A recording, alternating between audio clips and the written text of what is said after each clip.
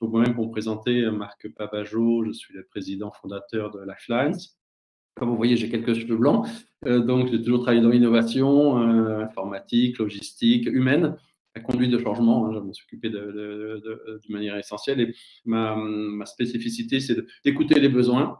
J'ai toujours été attiré par l'hôpital et je suis ingénieur et comment les métiers de l'ingénieur dans l'industrie peuvent être mis au service du monde de la santé. Bon, je suis toujours attiré par cette notion-là.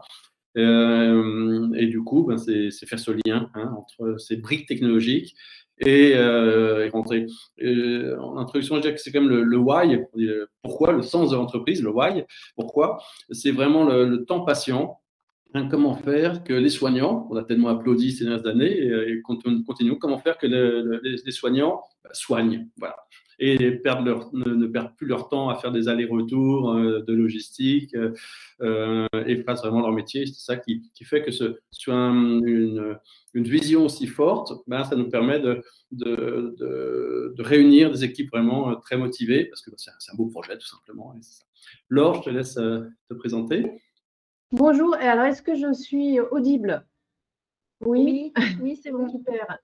Donc moi, je suis Laure Boileau, je m'occupe, je suis plutôt responsable des aspects de communication marketing et puis de certains projets transverses parce que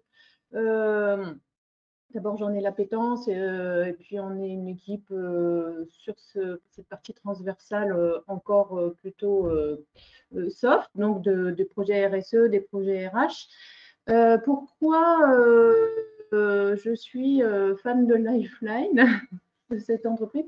Parce qu'en fait, ça fait pas mal d'années que je suis dans le numérique, l'innovation numérique, et que j'ai été happée par les technologies d'IoT dont nous allons parler tout à l'heure, et que j'ai rencontré pas mal de projets justement du monde du numérique et d'innovation numérique. Ce que j'aime vraiment chez Lifeline, c'est qu'on est dans l'usage et dans une réponse à un usage, à un besoin. Voilà, le numérique est au service d'un usage, ce n'est pas un produit à part entière. Voilà. Donc, je pense que c'est un petit peu le sujet de ce webinaire. Merci Laure. Je vais partager l'écran et vous présenter quelques slides si tout marche bien. Donc, notre métier, donc même si on va parler de robots et de drones, le côté spectaculaire, le côté immergé de l'iceberg, notre métier, c'est vraiment prendre en main cette logistique, de main à main, c'est-à-dire que, comme on a dit, comment faire qu'une infirmière ait du temps à passer avec les patients. Et il y a un directeur d'hôpital qui me disait il n'y a pas longtemps, j'en ai marre que mes techniciens fassent le pigeon voyageur. Voilà, donc comment chacun fasse son job plutôt que courir dans les couloirs pour chercher telle et telle chose. Donc, en effet, le besoin que nous avons vu depuis plusieurs années, c'est que quand le coursier n'est pas là, c'est un soignant qui va faire l'aller-retour. Donc, il va perdre souvent une demi-heure par jour. Là aussi, quand on parle de transport, donc c'est bien sûr tout ce qui est planifié, mais c'est plutôt ce qui est appelé urgent. Urgent, c'est quelques heures. Donc, c'est souvent les médicaments, les prélèvements, les dispositifs médicaux, voir des dossiers, principalement. Aujourd'hui, c'est ça qui est le plus intéressant. Le sang aussi qui est intéressant. Donc, du coup, tout ça génère beaucoup de stress. Beaucoup d'aléas, d'où de l'absentéisme, et voire jusqu'à une erreur par jour et par patient, c'est des études. Et les coûts directs ou indirects sont assez énormes. Donc là, ce dont on va parler, c'est les transports, soit à l'intérieur d'un hôpital, donc avec les coursiers pédibus, comme on dit, soit inter-établissement, donc par des véhicules. Et l'idée, c'est de prendre vraiment en charge l'ensemble de cette logistique pour que, par une sorte de baguette magique, quand on a besoin d'un produit, le produit soit livré à la bonne personne au bon moment et qu'on soit surtout informé où est-ce que nous en sommes. Aujourd'hui, c'est très archaïque, c'est des coups de fil, il n'y a pas de traçabilité. En général, bien sûr, je vous laisse amener beaucoup de nuances, mais c'est quand même le grand cas le plus général. Donc, notre solution, en un mot, donc elle est représentée ici, c'est d'abord l'appli. Bon, ce n'est pas ce qu'il y a de plus spectaculaire, mais c'est quand même ça le cœur.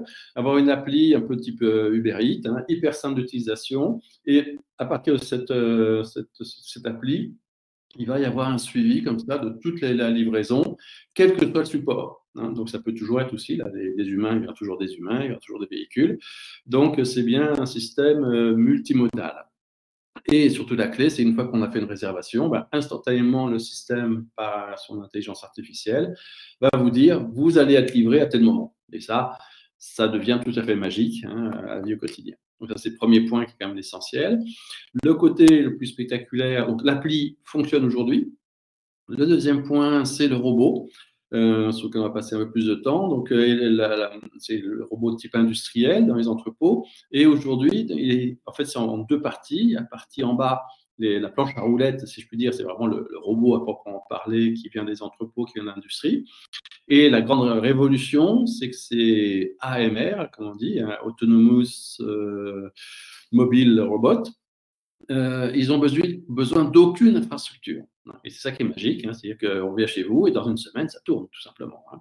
Et nous, ce que nous avons créé, en plus de l'appli, c'est l'armoire qui va répondre vraiment aux besoins spécifiques du monde de la santé.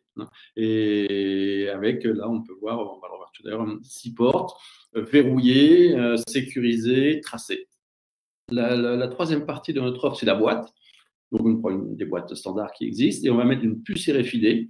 Et du coup, il va y avoir le suivi de la boîte dans chacun des casiers, quand on le met, quand on le sort, et toute la traçabilité, enfin, de tous les mouvements. Et là, le robot, c'est à l'intérieur d'un établissement. Et interétablissement, c'est les drones qui vont pouvoir aussi faire les mêmes fonctions, mais interétablissement qui est en train de se mettre en place. Donc, l'appli, le robot, la boîte, tout ça, ça tourne aujourd'hui. Et grâce à Sius, nous sommes en train de démarrer opérationnellement sur certains sites. Et le drone, on est en train de faire des expérimentations et on vise en 2024-2025 qu'il y ait vraiment des lignes fixes. Et on voit justement avec l'ARS, on a fait des études et l'EFS, on voit la sensibilité, la fiabilité et les coûts, hein, et les économies que ça peut générer. Hein. Donc, cette solution, comme on a dit en introduction, notre cœur qui nous intéresse, c'est le temps patient. Hein, voilà, comment amener le bon produit au pied du patient ou au pied de la pharmacie, du laboratoire. Il y a des conséquences sur la qualité des soins. Et le dernier élément, c'est les coûts, diminuer vraiment les coûts qui sont quand même assez énormes. Hein. Donc voilà le robot qu'on a évoqué tout à l'heure. Si on voit ici, là on est à l'hôpital Nord de Marseille. Donc en fait, dans cette version-là, il y a plusieurs paramétrages, mais il y a 6 boîtes, 6 casiers, 6 casiers entièrement indépendants, entièrement verrouillés. Et la boîte elle-même a sa puce RFID. Et quand on met la boîte dans un des casiers, ça veut dire la traçabilité. On sait où et quoi à chaque instant. Et dans tous les déplacements dans l'hôpital, on a une géolocalisation permanente. Sur les drones, ça va être le même principe. Hein. Il y a une boîte spécifique qui rentre dans le drone. Je réponds peut-être tout de suite à la question. Nous-mêmes, on n'est pas constructeurs. Nous sommes opérateurs. Hein. Donc, notre job, c'est bien coller aux besoins au pluriel, d'automatisation, et de prendre des briques technologiques qui évoluent et d'intégrer cette brique technologique dans cette chaîne complète, toujours orientée usage à 100%. Donc, les drones, ça évolue très vite, comme les robots. Hein. C'est vraiment en pleine explosion. Là, c'est un drone qui fait 3 mètres d'envergure. Oui, ce n'est pas quelque chose qu'on met dans son jardin, qui pèse 20 kg et qui peut aller jusqu'à 90 km à 100 km/h. Donc, on a vraiment, c'est pour ça qu'on raisonne beaucoup au niveau du GHT. Hein, l'idée à terme, c'est d'avoir une flotte de drones qui va comme ça faire tous les transports sur un département, sur un GHT. C'est l'idée que nous avons. Donc aujourd'hui, on avance bien dans le projet. L'agence de biomédecine est très intéressée. Ils nous challenge en disant transporter un cœur, carrément, sur 500 km. Donc un cœur avec tout son équipement, c'est quand même 50 kg. Et surtout, donc plus concrète aujourd'hui, Axius, on est en cours de préparer pour démarrer Antibes, Aix-en-Provence hein, aussi, et puis pour les drones avec l'hôpital privé de Provence et du FS, et l'hôpital de Lille aussi. Donc c'est un des plus gros campus hospitaliers d'Europe du Sud. Et là, ils ont vraiment une problématique de pharmacie centrale pour arriver à diffuser, je crois, il y a 16 hôpitaux différents sur le campus de Lille.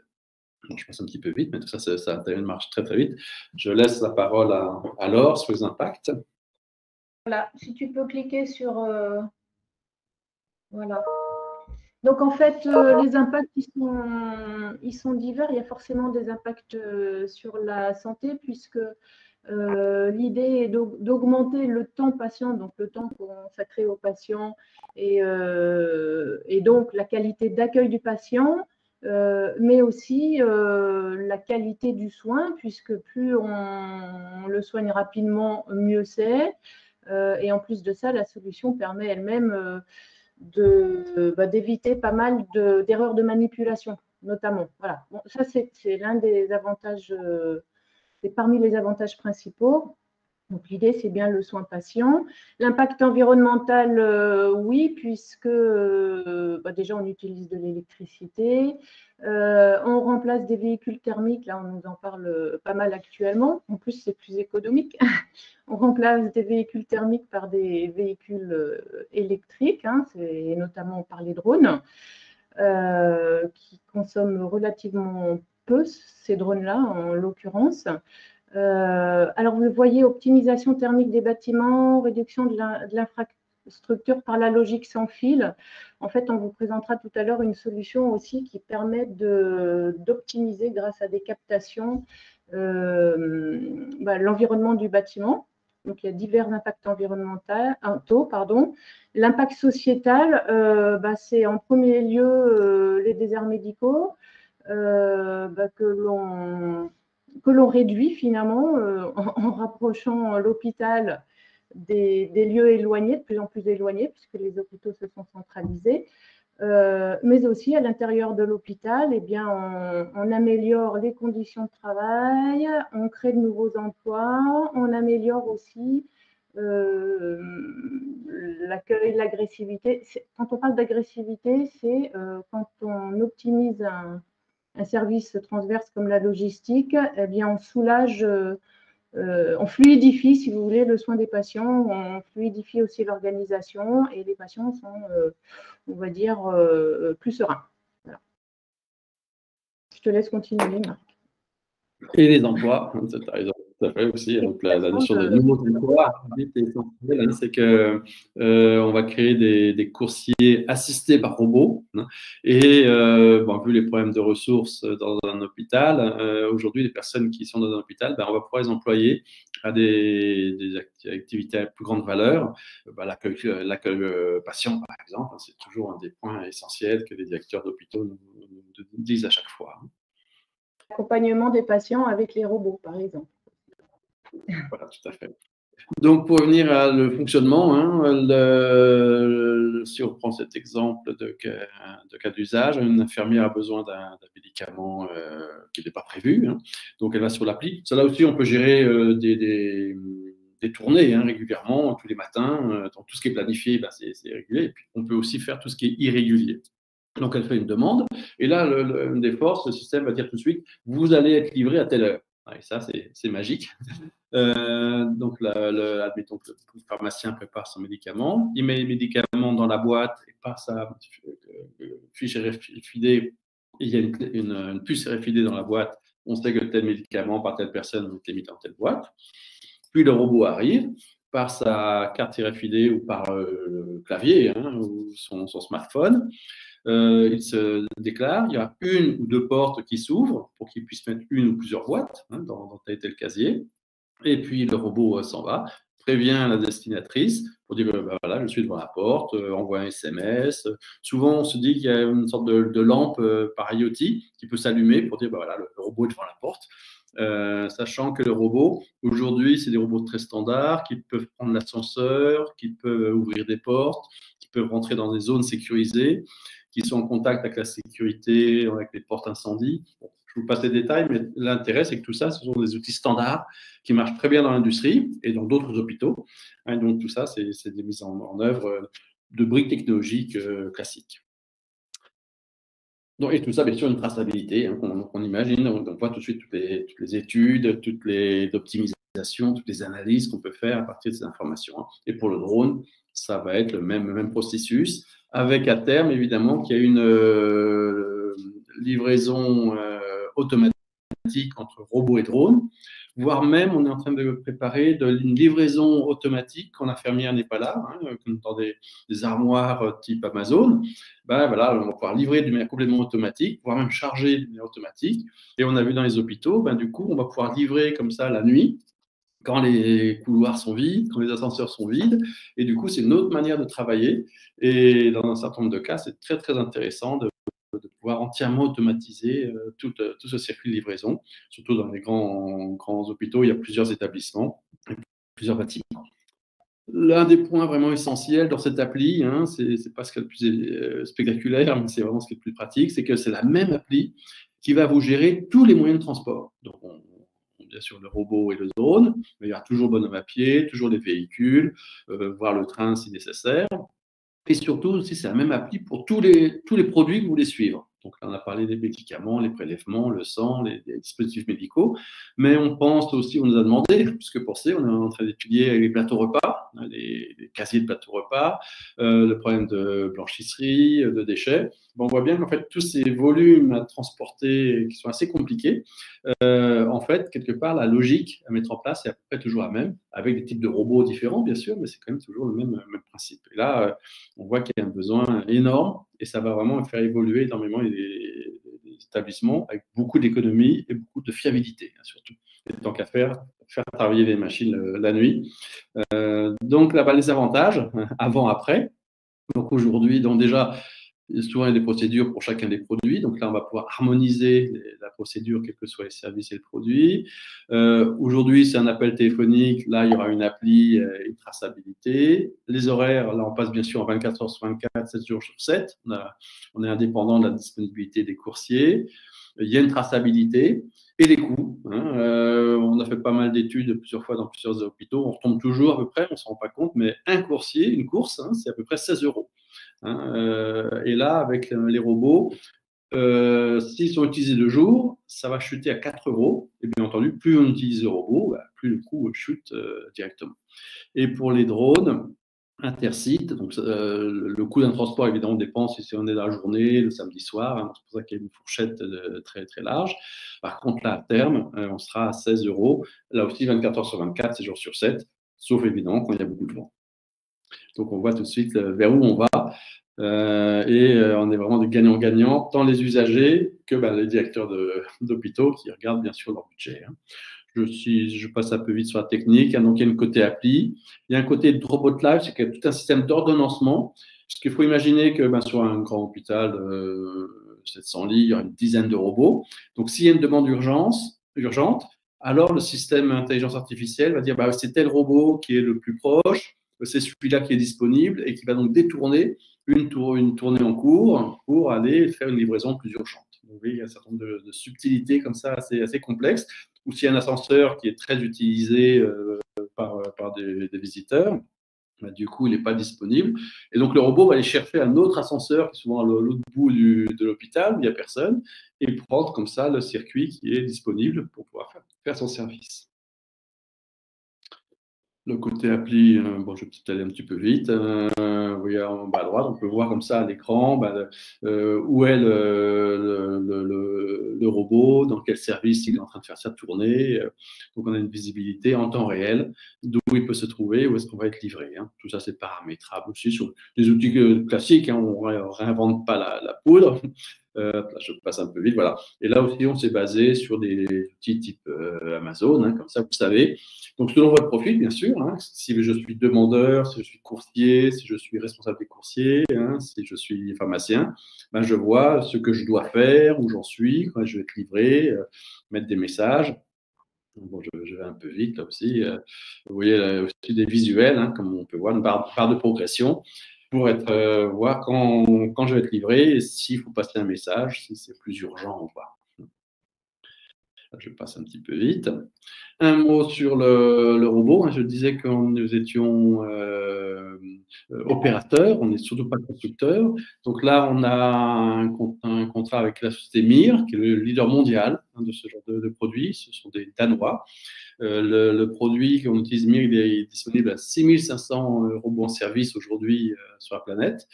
Et en fait, bon, on ne se voit pas très bien, mais on va pas à droite. Dans les coins, ce sont des lasers, il y a des caméras. Donc, on l'a choisi parce que c'est en termes de sécurité. Il est vraiment très, très fiable. Et on est sûr qu'il n'y a aucun contact avec les personnes. Et quand il veut une personne, il s'arrête tout simplement, ou il fait demi-tour, ou il contourne des obstacles statiques ou dynamiques. Donc voilà, donc il y a déjà 19 hôpitaux qui utilisent ces robots, donc c'est déjà une version très, très, très solide. Au Danemark, il y a un grand hôpital de Odense qui utilise cet hôpital. Bon, je vais un peu vite, on verra tout à l'heure si ça vous intéresse. Avec des projets où ils prévoient 17 robots. Donc, l'idée, on s'aperçoit qu'à peu près quand on commence un premier robot, une fois que ça marche bien, tellement c'est presque une évidence, on met un deuxième, troisième, ainsi de suite, presque avec un nouveau robot tous les 6 mois. C'est pour ça que la montée en charge peut se faire très, très vite. Et sur la partie drone, on se base avec le constructeur AVI, qui est d'Amsterdam, leader européen sur ce sujet, avec une portée de 100 km. Il va à peu près à 100 km/h, avec une petite erreur, c'est 3 kg de charge utile. Et il peut voler par temps de pluie et par vent. Ça aussi, c'est essentiel. Je laisse la parole à Laure pour présenter ce nouveau module Choriste. Alors, le module choriste, quand on discute avec les hôpitaux, leur direction, les médecins, on se rend compte qu'il y a des tas de besoins et il y a notamment aussi des besoins d'analyse de l'environnement, mais pour diverses raisons. C'est ce qui nous a poussé à imaginer ce module qui est un service, on va dire, complémentaire en fait, au service principal de logistique et qui profite, c'est un peu la question qu'on s'est posée, de l'itinérance du robot. Le robot, il est disponible en 24/7, donc, et c'est un objet IoT. Il y a déjà un système de captation de base. Donc, l'idée, c'est qu'est-ce qu'on peut imaginer comme captation et qu'est-ce qu'on peut en faire à l'intérieur de l'hôpital. Donc, ce sont des captations déjà de type température. Alors, interne au robot, oui, parce qu'on veut garantir l'intégrité des produits. Ce sont des produits sensibles. Mais on peut très bien imaginer aussi la température extérieure et les variations d'un couloir à l'autre, par exemple. C'est l'encombrement aussi des couloirs pour que le robot puisse prendre un autre circuit si le couloir est encombré. Donc ça, c'est une réalité, c'est déjà une réalité. Ça peut être la qualité de l'air aussi, en termes d'analyse biologique, en termes d'analyse chimique aussi. Alors la pollution à l'intérieur des établissements, c'est peut-être, à part la pollution des peintures, c'est peut-être un petit peu moins d'actualité. Mais aussi, et ça a été une vraie demande, le robot, lui, il est déjà équipé de RFID, de la technologie RFID, et en parallèle, dans les hôpitaux, il y a un véritable problème de perte de dispositifs médicaux, d'objets médicaux d'une manière générale. Donc, l'idée est de développer un système de tag, de mettre des puces en fait sur ces dispositifs et de parcourir les couloirs et petit à petit de faire l'inventaire de ces dispositifs de ces produits de santé d'une manière générale, produits de santé et dispositifs médicaux d'une manière générale pour avoir très facilement en quelques minutes ou en 1 heure l'inventaire d'un pôle de l'hôpital. Voilà. Donc, c'est profiter en fait de l'itinérance du robot, y compris quand il n'est pas en livraison. On peut très bien continuer à parcourir les couloirs. L'idée ensuite, c'est que ces différents types de données, je n'ai pas tout cité, ces différents types de données sont traités par l'application Robot Life, qui ensuite sont analysées et ou transmises tout simplement aux différents systèmes de gestion de l'hôpital, qui va, par exemple, optimiser l'énergie dépensée, l'électricité, la température notamment. Parce que l'application, elle est capable de gérer aussi ces données. Elle est prévue pour ça. Elle est prévue pour gérer des données. Marc, tu... Oui, tout à fait. Donc, du coup, là, on travaille avec un partenaire, là aussi une brique technologique, de la société Apitrac, qui est spécialisée pour les inventaires. Donc, l'idée, c'est de faire de ces puces affilées sur tout le matériel. Et en fait, le robot va passer dans le couloir et il peut lire à travers les murs, dans toutes les chambres, par exemple, qu'il va faire avec ce module asset tracking. Et ce qu'on imagine, et vraiment ça plaît beaucoup, c'est que le robot peut très bien faire la nuit tous les couloirs de l'hôpital et le matin, vous avez une liste de tout le matériel compris dans toutes les chambres. Je ne parle pas bien sûr des chambres, des blocs opératoires ou autres dans lesquels on ne va pas. Pour vous donner une ordre d'idée, un service urgence, par exemple, pour faire l'inventaire à la main, c'est à peu près une journée. Pour le robot, c'est 7 minutes. Donc, vous voyez la révolution que ça peut faire au passage. Et puis aussi, quand il y a un casier et qu'on met un dispositif médical, on sait que c'est tel DM qui est mis, été transporté de telle personne à telle personne pour les envoyer à la stérilisation, par exemple. Et là aussi, il y aura une traçabilité des mouvements des équipements. Donc tout ça, à chaque fois qu'on en parle dans les hôpitaux, on entend un grand ouf. C'est vraiment des petits problèmes qui coûtent des fortunes. Pour terminer, je voulais juste rajouter un élément rapide, c'est que les données que l'on recueille, ce sont des données de transport, d'itinérance, ce ne sont pas des données personnelles. Donc, ces données, elles sont traitées assez facilement. Il n'y a pas de problème réglementaire. Tout à fait. Tu as parlé tout à l'heure d'encombrement, donc un système de reconnaissance des formes pour compter le nombre de personnes qui est autour, mais on ne garde pas les visages, on peut regarder la couleur des blouses, par exemple. Voilà, on ne fait pas de photos des personnes, c'est une reconnaissance de points. C'est un nuage de points. Donc, tout ça est tout à fait paramétrable. Donc, notre équipe, aujourd'hui, on a un board de 5 personnes. Donc, Laure, moi-même. On a Sylvain Fusain, qui est notre directeur de l'innovation, qui est l'ancien directeur informatique du Centre Paoli Calmette contre le cancer de Marseille. Donc, il connaît très bien le problème de la santé et très bien l'informatique.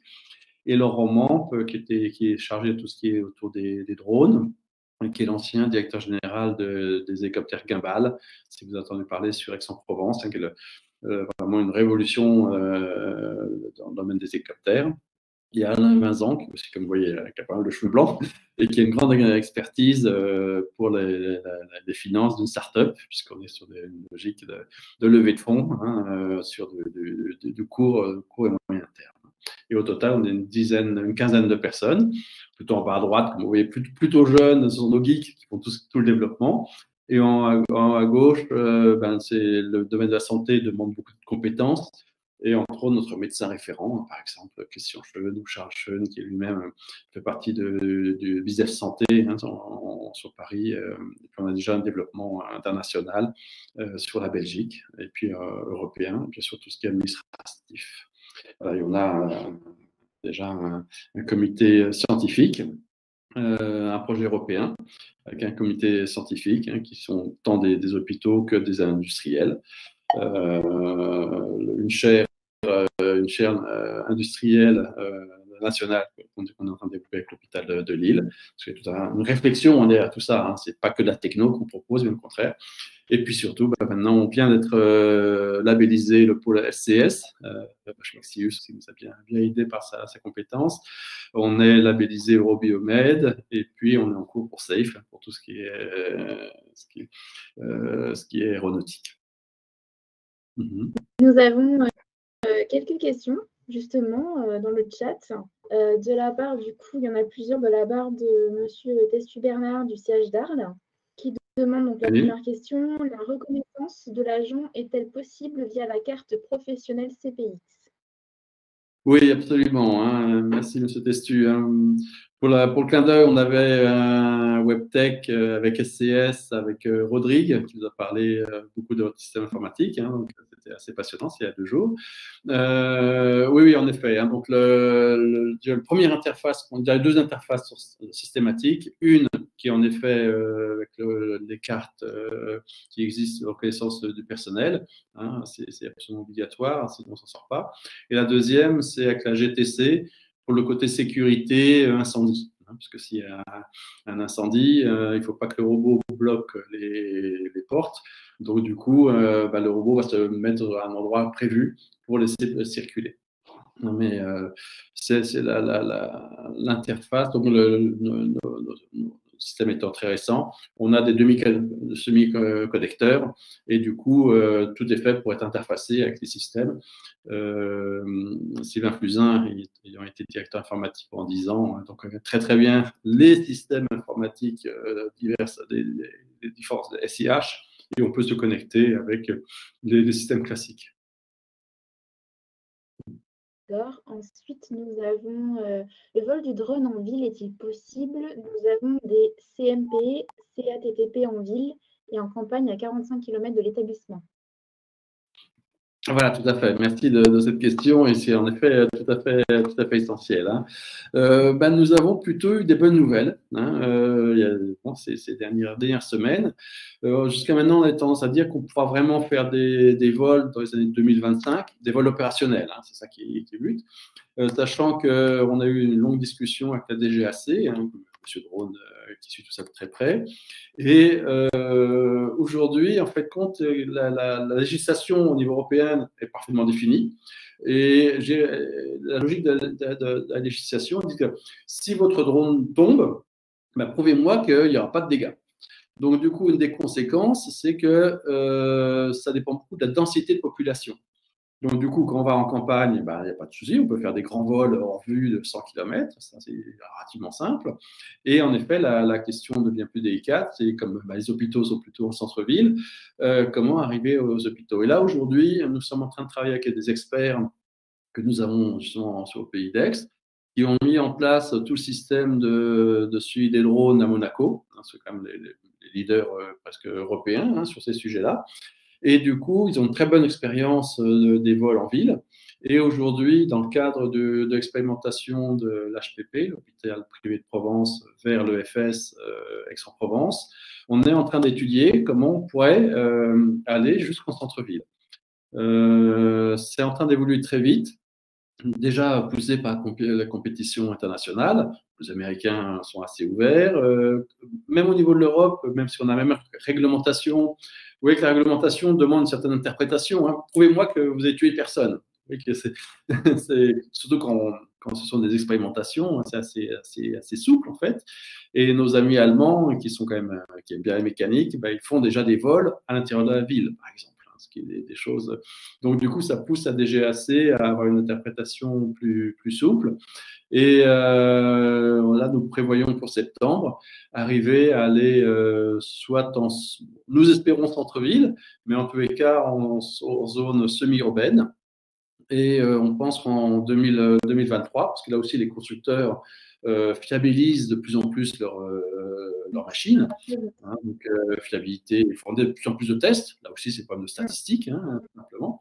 Ils rajoutent un parachute, bon, il y a plein d'outils comme ça qui sont rajoutés, qui fait que j'espère à la fin de cette année peut-être faire ce vol en centre-ville d'Aix-en-Provence, et en tous les cas en 2023, ce sera des choses tout à fait accessibles en expérimentation et en ligne fixe. Je crois que la date de 2025 aujourd'hui est tout à fait réaliste, hein.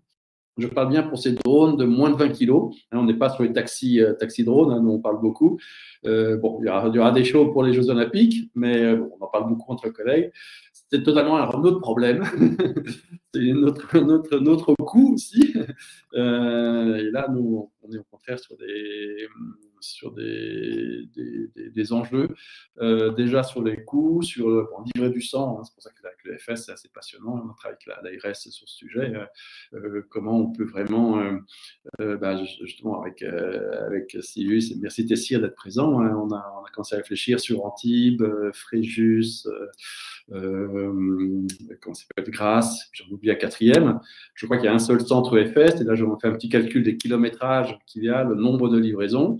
Moi, j'étais impressionné en première préétude des coûts de livraison que ça génère, et là, et du nombre, et que là, on voit bien qu'un seul robot, un seul drone permettrait d'avoir un meilleur service et à moindre prix. D'ailleurs, parce que je parle aussi de Nice, un des premiers sujets qu'on avait évoqués avec Tessir, hein, c'est la vallée de la Roya. Hein, si on avait eu des drones à ce moment-là, bon, on voit tout de suite les conséquences en termes de qualité de service, quoi. Ça, c'est des cas d'école, moi, c'est passionnant. D'accord. Ensuite, le pilotage du transport via des ascenseurs spécifiques est-il à prévoir? Voilà, tout à fait. Hein. Donc, ça va du plus simple au plus compliqué. Je dirais que le plus simple, c'est quand l'ascenseur est neuf. Hein. Donc, dans une nouvelle génération d'ascenseurs, ils sont pilotés de lumière numérique. Donc, d'une fois qu'on est dans le numérique, on a un simple programme d'interface. Et je dirais qu'en une demi-heure, ça s'est réglé. Notre robot qui peut gérer un ordre vers l'ascenseur, il appelle l'ascenseur et ça marche vraiment très, très bien. Les versions plus anciennes, là, on a un petit boîtier mécanique qui remplace comme si on appuyait sur le bouton, tout simplement. C'est ce qu'on appelle un contact sec. Donc, il faut rajouter un boîtier assez simple, standard, mécanique, pas mécanique, mais électronique, qui va ainsi faire la communication numérique entre le robot et électronique avec l'ascenseur.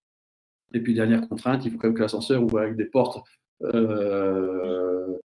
Voilà, je ne sais pas comment ça s'appelle d'ailleurs, parce que j'ai vu qu'un certain nombre d'hôpitaux, c'est encore des portes qu'il faut ouvrir. Donc là, évidemment, le robot, il ne sait pas fermer. Bon, je me rends compte que... Pardon? Des portes puissantes. Voilà, c'est ça, merci. Et c'est vrai qu'on voit dans tous les projets de rénovation, aujourd'hui, on intègre dès la conception de la rénovation les robots. Et là, je suis en train de voir avec des constructeurs pour que dans tous les nombreux projets, hein, les fameux milliards du plan santé, et je suis vraiment impressionné du nombre d'hôpitaux qui vont se construire dans les 5 ans à venir, eh bien, non seulement dès la conception, on va pouvoir intégrer ce genre de robots, et puis surtout les drones, hein, puisque là, le temps que ça se construise, les drones seront presque standardisés. Et là, en effet, faire un drone au port avec un acheminement automatique, parce que l'idée, c'est d'entièrement automatiser. Hein. L'infirmière ne va pas aller dehors sur le parking pour prendre ses tubes et revenir. Hein. Il faut que ce soit entièrement automatique. Donc là, il y a des conceptions à avoir en amont. Et on a rencontré les consultants et les spécialistes de la construction de bâtiments pour que ce soit intégré. D'accord. Peut-on détourner le circuit du robot pour des demandes ponctuelles non prévues?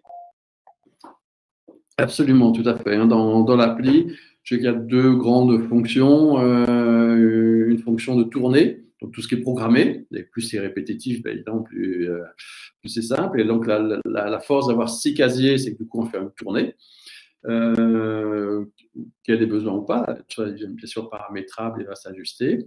Et puis en plus, après, on peut faire des demandes ponctuelles, ce qui est presque le plus intéressant, hein, puisque c'est toujours ces cas-là qui posent le plus de problèmes. C'est vraiment le but, hein, c'est qu'il y a une personne, il y a un besoin plus ou moins urgent, hein, donc la personne peut aller sur l'appli, elle va dire, voilà, j'ai besoin d'être livré selon aussi, est-ce que c'est dans la demi-heure, dans l'heure, dans 2 heures, hein, il y a plusieurs critères.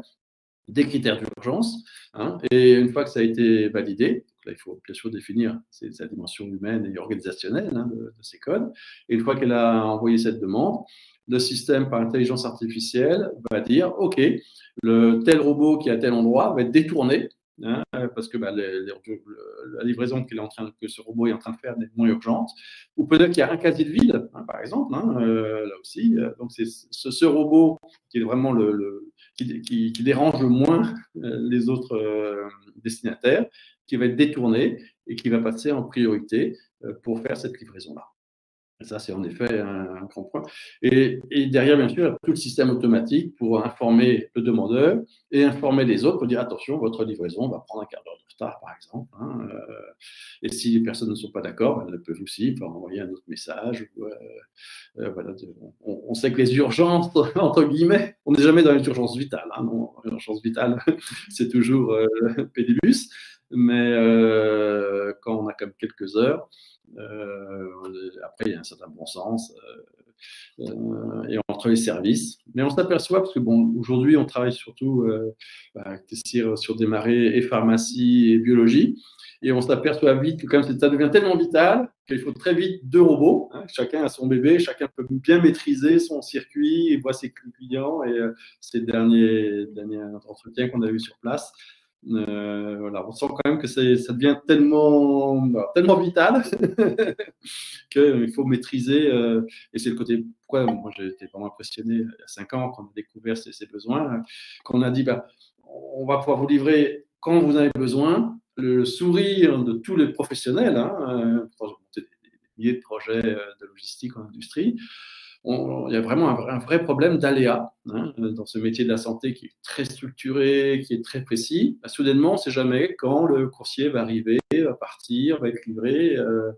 Et c'est très, très, très choquant en termes d'éthique. Donc là, on va pouvoir mettre les priorités dans le bon sens. Marc, je voulais rajouter juste un élément, ça me permet de rebondir. Les robots, ils sont utilisables par la pharmacie, par le laboratoire, par d'autres services. Donc, ils ont différents types d'aménagement. Ils sont aménageables aussi. Ils peuvent transporter des tubes, ils peuvent transporter des grosses boîtes. Enfin, après, c'est selon les besoins du service ou de l'hôpital aussi, puisque tu parlais de différents services et tu parlais justement de tournées. Donc, ils sont modulables. Les armoires, en fait, l'armoire, le module qui est au-dessus est modulable lui-même. Comme une grande marque de meubles qu'on ne citera pas. Je ne veux pas la citer. Voilà. D'accord.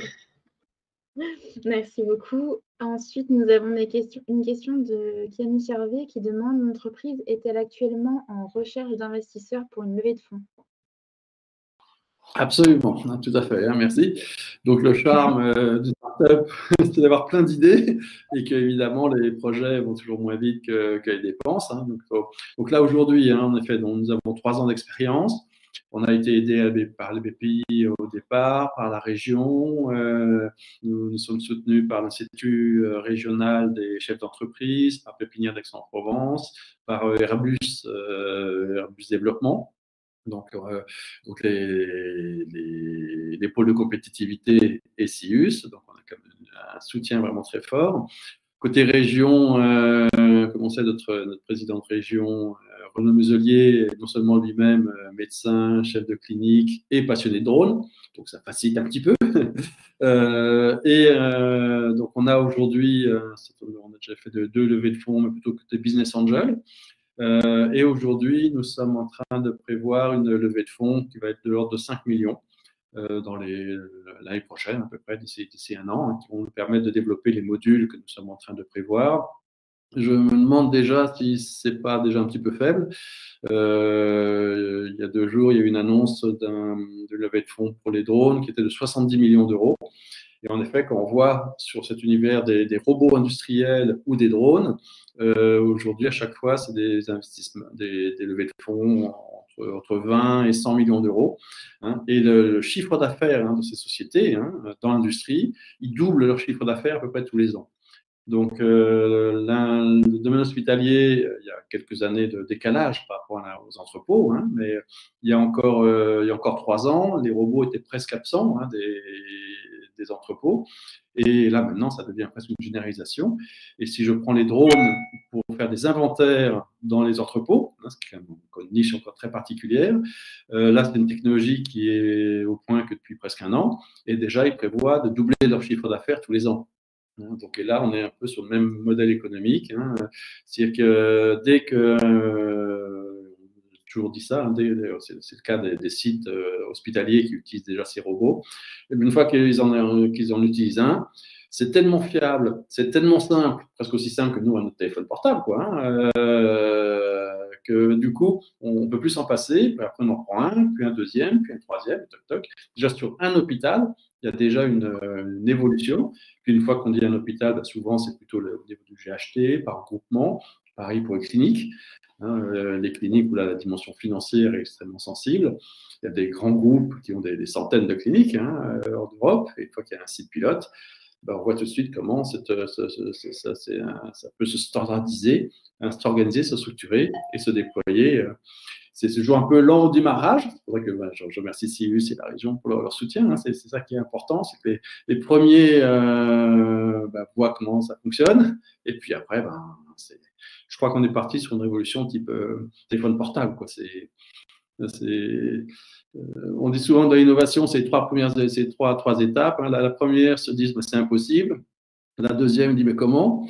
Et la troisième, c'est une évidence. Donc, voilà, donc là, on est en train de sortir de l'impossible et passer sur le comment. D'accord. Ensuite, nous avons Cécile Doucet qui vous remercie pour cette présentation et qui vous demande quelles sont vos perspectives de recrutement sur des fonctions commerciales et aux fonctions support. Tout à fait. Hein. Je vais laisser la parole à Laure, parce que tu t'occupes de toutes les fonctions recrutement, parce qu'en effet, c'est pas pour notre Alors moi, je suis actuellement déjà en train de chercher activement une personne pour m'aider. C'est très personnel au niveau communication et marketing digital, parce qu'on développe justement l'aspect commercial en commençant déjà par le marketing digital pour acculturer le grand public et pas seulement, acculturer aussi le monde dans l'hôpital et dire que l'automatisation et la numérisation, c'est un bien. Mais très rapidement, en septembre, hein, je pense, septembre-octobre pour les fonctions commerciales. Voilà. Moi, je suis déjà en train de… Dans notre roadmap, on a 3 roadmaps. Hein. Une techno, parce qu'on fait beaucoup de recherche et développement. Oui, une commerciale. Et la troisième, de structure. Hein, donc, justement, pour mettre en place tout ça. Donc, à niveau… Pour vous donner un chiffre, hein, je dis ça de mémoire, mais pour dans 5 ans, on prévoit d'être 170 personnes. Hein. Donc, vous voyez, sachant qu'aujourd'hui, nous sommes une quinzaine de personnes, hein, donc ça fait une croissance et le chiffre d'affaires. Donc, c'est encore calme cette année, c'est encore un peu calme l'année prochaine. Et puis, à partir de 2024, là, on va commencer à prévoir de doubler à peu près tous les ans le chiffre d'affaires et donc le recrutement. Avec recrutement, une partie recherche et développement, une partie ingénieur, technicien pour mettre en place, plus outline, l'accompagnement, l'optimisation, l'organisation, et une partie commerciale pour répondre à votre question, hein, puisque là, aujourd'hui, nous sommes déjà une vision européenne, puisqu'on a des contacts sur la Belgique, Luxembourg, Suisse et Allemagne, même Portugal et Danemark. Donc, on est tout de suite sur une dimension européenne. Et l'idée, c'est dès l'année prochaine, avoir une équipe de commerciaux pour la partie France, Europe. Et l'étape suivante, ce sera sans doute le Moyen-Orient. Et on pense déjà aux États-Unis. Ça devrait, on sait qu'ils ont une bonne habitude de ce marché américain. Et on s'est pas mal cogité en France. On a souvent des avancées technologiques en France et qu'on peut développer sur le marché américain. Dans le domaine des drones, par exemple, il y a un constructeur, des premiers constructeurs de drones en France qui a complètement explosé son développement aux États-Unis.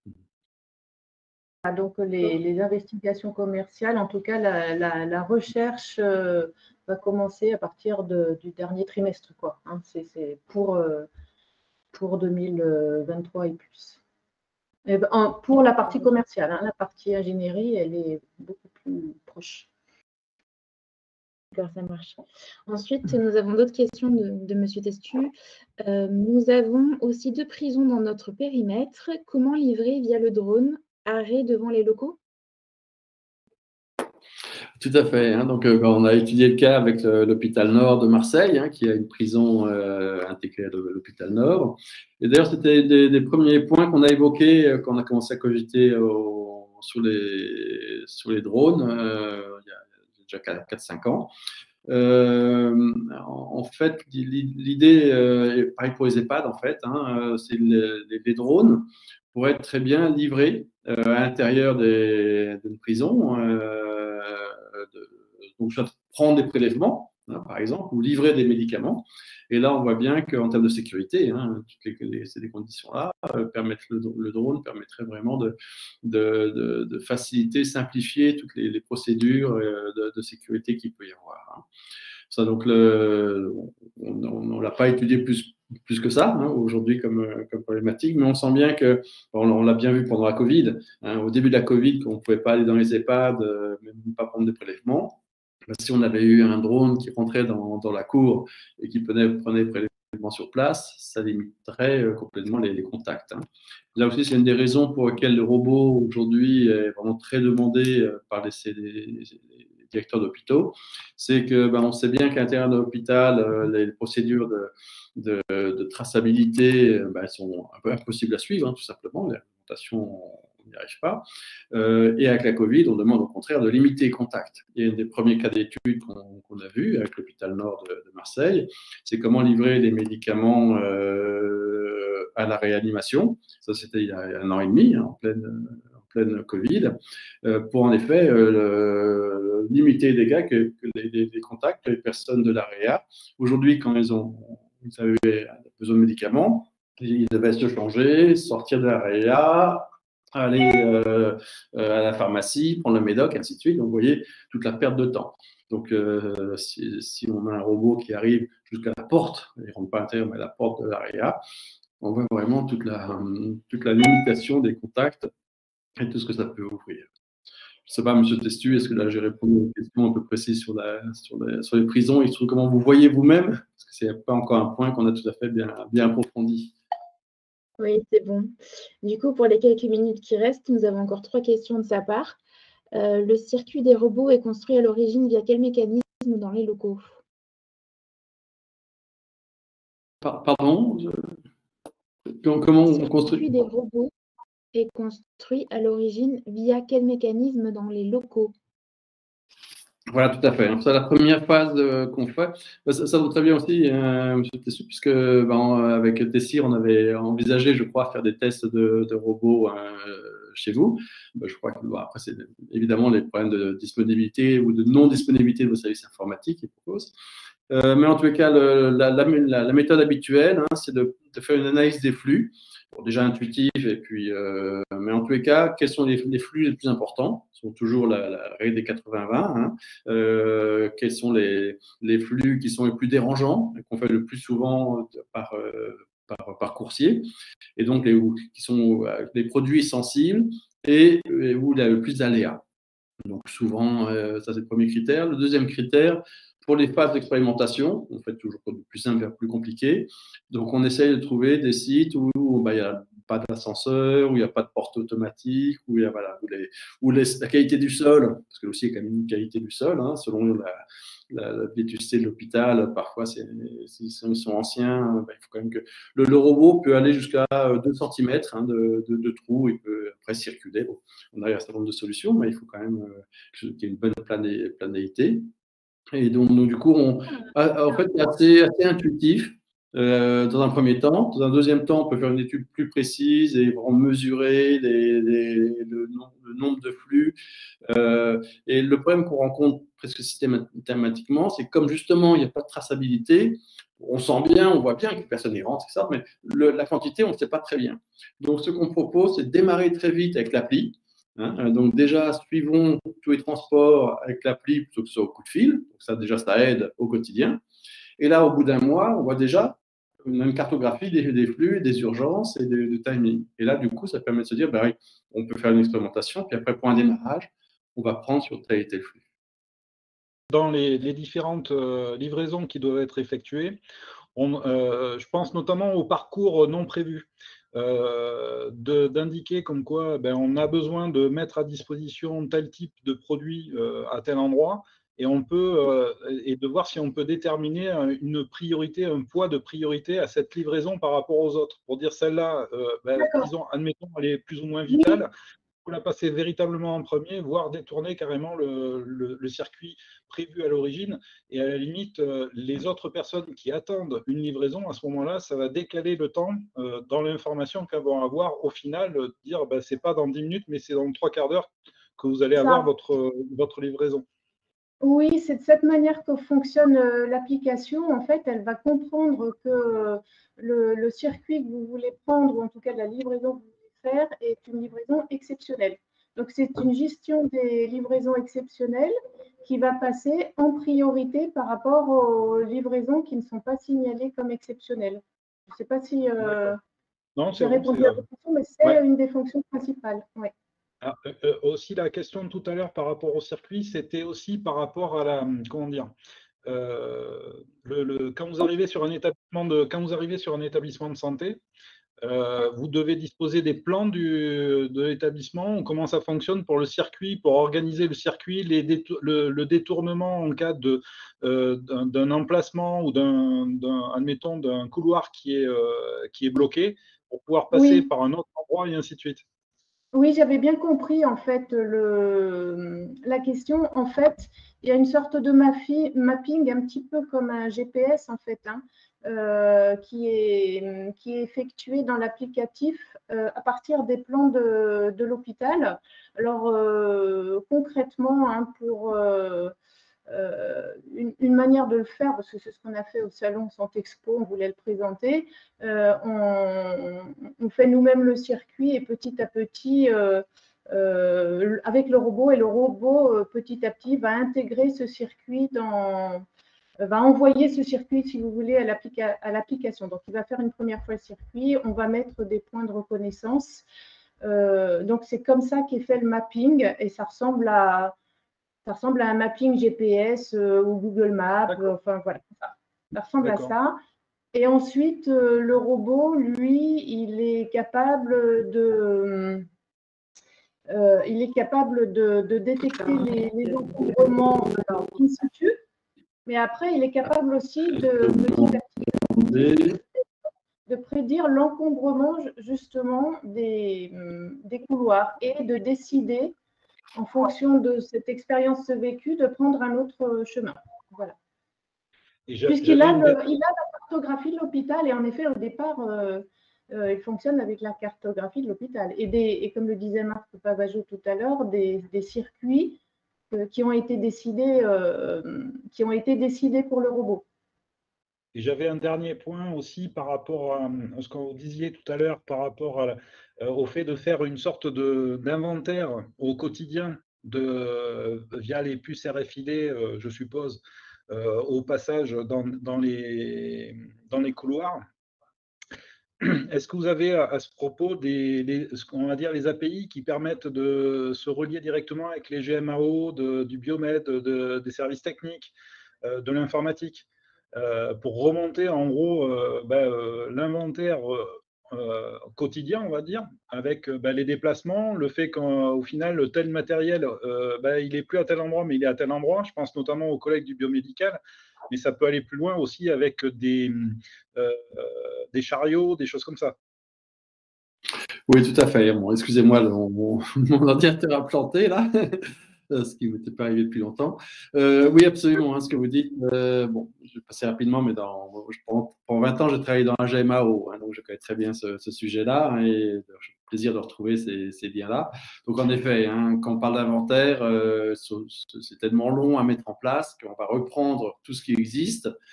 Souvent, d'ailleurs, si vous avez déjà des puces RFID, vous avez des codes barres, donc il faut faire une petite étude de lien. Mais en tous les cas, il faut absolument faire ce lien vers la GMAO biomédicale. D'accord. Notre système est construit natif avec des API pour que ce soit entièrement interfaçable à tous les niveaux et toutes les données. Ok. Super. Pas d'autres questions? C'était très complet. Très belle présentation. Merci à vous deux. Très intéressant. Merci beaucoup. Merci Leïla. Merci Cyrus, à toute votre équipe. Ben, je pense, M. Payard, peut-être que je reviendrai vers vous prochainement, parce que je sais que l'ARS, c'est quand même des sujets importants. Et puis, M. Testu, si vous voulez que. Je vois que vous avez beaucoup de questions très précises. Et comme je crois que Tessir, hein, tu es en contact aussi avec l'hôpital d'Arles, on est à votre service. Si vous voulez qu'on fasse un saut d'Aix-en-Provence, c'est à côté, qu'on regarde sur le terrain. On est vraiment à votre écoute. Hein.